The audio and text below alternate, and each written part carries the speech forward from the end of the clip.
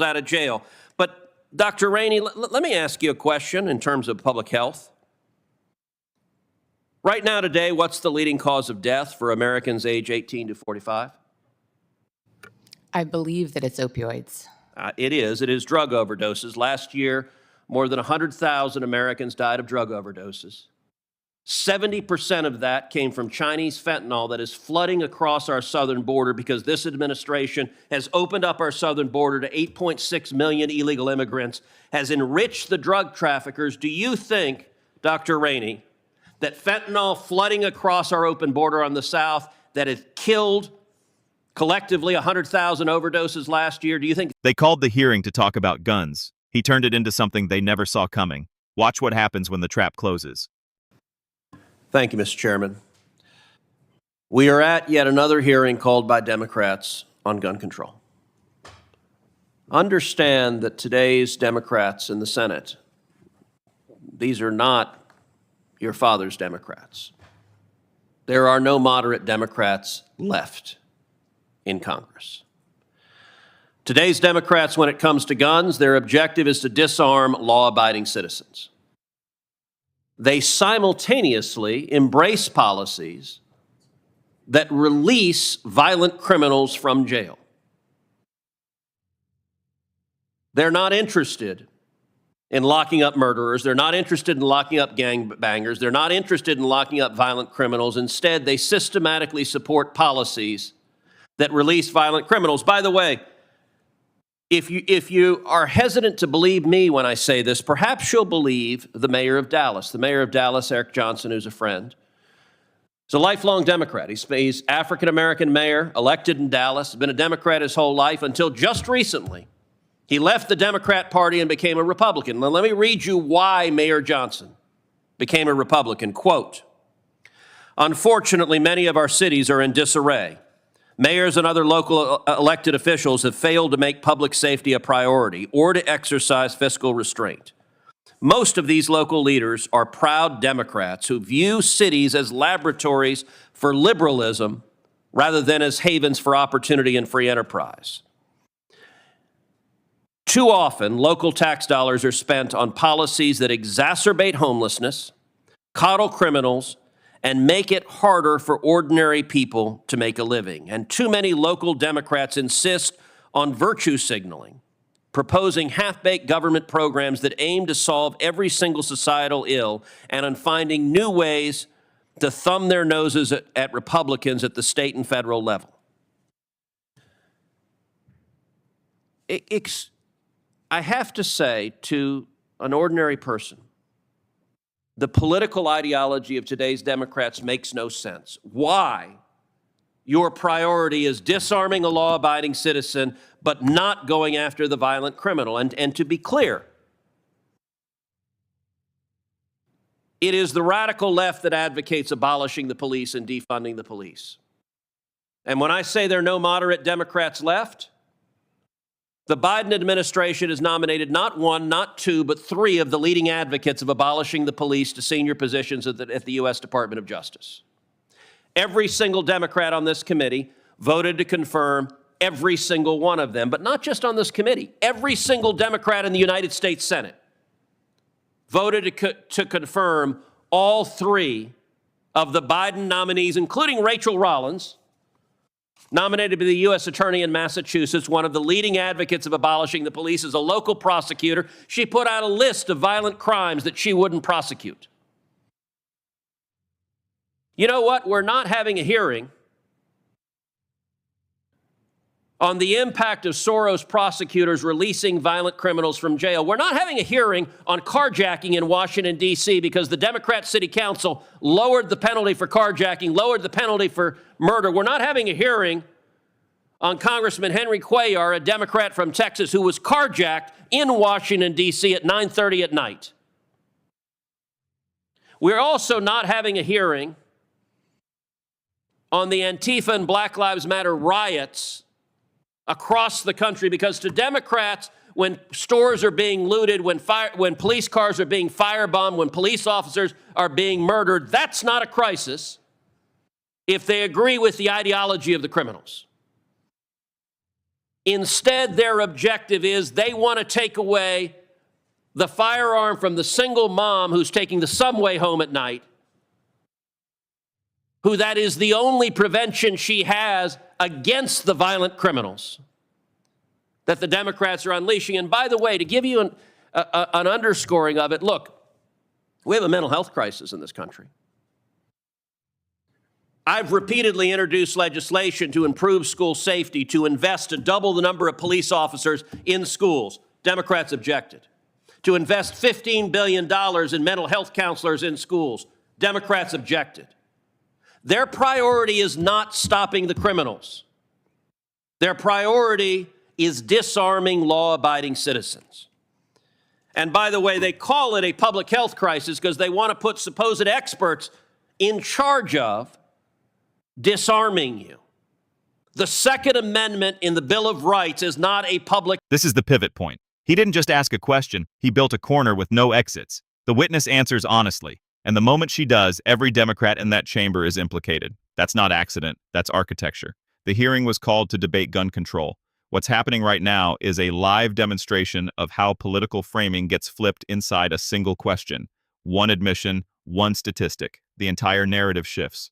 What are they going to say to that 100,000 number? Drop your answer below, defend it, or challenge it. Health crisis.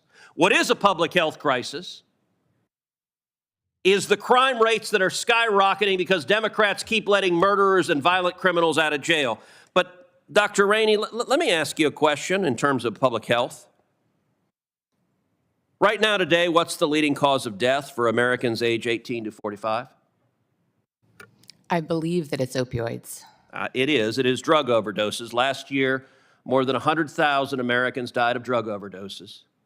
70% of that came from Chinese fentanyl that is flooding across our southern border because this administration has opened up our southern border to 8.6 million illegal immigrants, has enriched the drug traffickers. Do you think, Dr. Rainey, that fentanyl flooding across our open border on the south that has killed collectively 100,000 overdoses last year, do you think that's a public health crisis? Absolutely. Synthetic fentanyl is a major crisis, and Senator Reid from my home state of Rhode Island has been a leader in trying to stop the supply of synthetic fentanyl. Except he hasn't, because Senator Reid, along with every other Democrat, supports Joe Biden's open borders, because when we try to secure the borders, they block it over and over and over again. And the criminals who come across who are taking people's lives, that is because the Democrats refuse to enforce the law. Senator Cruz, equally important is harm reduction to ensure that those who use opioids have access to things like Suboxone or buprenorphine and methadone to help so that they don't use illicit substances off the street. Thank you.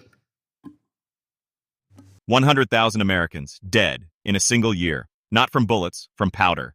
And the senator just made a public health expert confirm it on the record inside a gun control hearing. That is not a coincidence. That is a calculated demolition of the frame. Here is what actually happened in that room.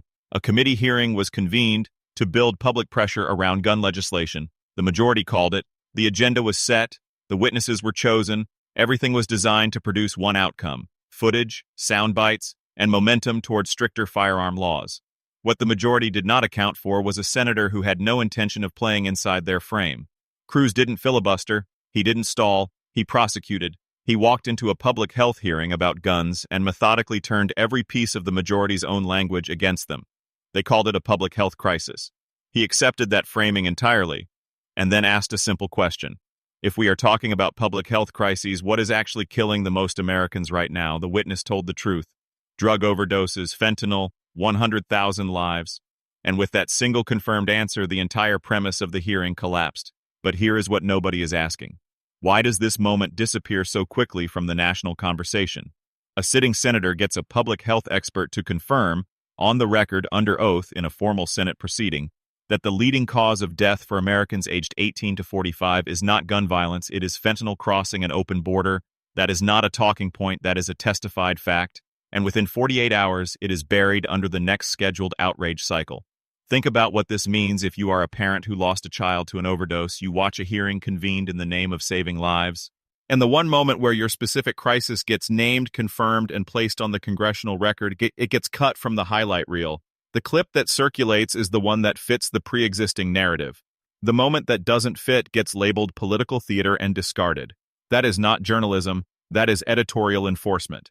Now, To be honest about the full picture, supporters of the gun control framing will argue correctly that these are not mutually exclusive crises. Fentanyl deaths and gun deaths can both be public health emergencies simultaneously. Raising one does not erase the other, and they would be right about that as a matter of logic. The flaw in their position is not the policy, the flaw is the selectivity. You do not get to convene hearings on one crisis while systematically blocking hearings on another and then claim you are acting purely on the evidence. Critics of Cruz will also argue, and this is fair, that pivoting from gun control to border policy inside a single hearing is a deliberate deflection. That the families who showed up that day to testify about gun violence deserve to have that conversation held without being redirected. That argument has weight. Grief deserves its own room. But here is what both camps are missing entirely. The deeper issue is not guns versus fentanyl. The deeper issue is who controls what gets defined as a crisis and who gets to determine the legislative response. Because once something is labeled a public health crisis, the policy machinery that follows is enormous. Regulatory power, federal funding, agency jurisdiction, the labeling itself is the power move. And Cruz understood that before he walked into the room. He was not arguing against gun safety. He was arguing against the transfer of power that follows the label. This is not new. We have seen this pattern before. In the 1990s, crime bills were passed under the banner of public safety that had consequences lasting 3 decades. The framing of the crisis determined the scope of the law. The scope of the law determined who went to prison and for how long. The people who voted for those bills believed they were solving a problem. What they were actually doing was handing a set of tools to whoever came next. And those tools got used in ways nobody voted for. The same dynamic is in play here. If the Second Amendment gets reclassified as a public health matter rather than a constitutional right, the enforcement mechanism changes entirely. It moves from courts and legislatures, where there is at least a process, to agencies and executive rulemaking, where the process is largely invisible to the public. That is what Cruz was warning against, not with those exact words, but that is the architecture underneath the argument.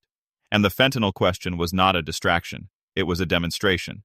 He was showing the room, and anyone watching, what it looks like when you apply the majority's own logic consistently.